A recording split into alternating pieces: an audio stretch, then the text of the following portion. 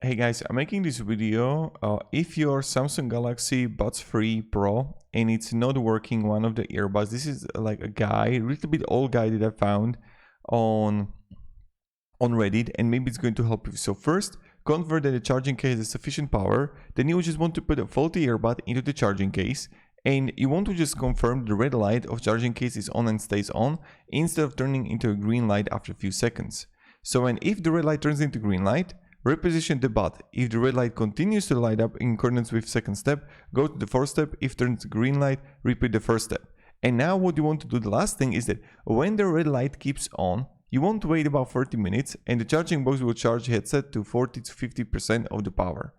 And you don't want to close during this time, you can use Galaxy Wearable to pair. So this is something that if your one of the earbuds is not working out, another thing that you can try to do, maybe it's going to work out, you can try to reset.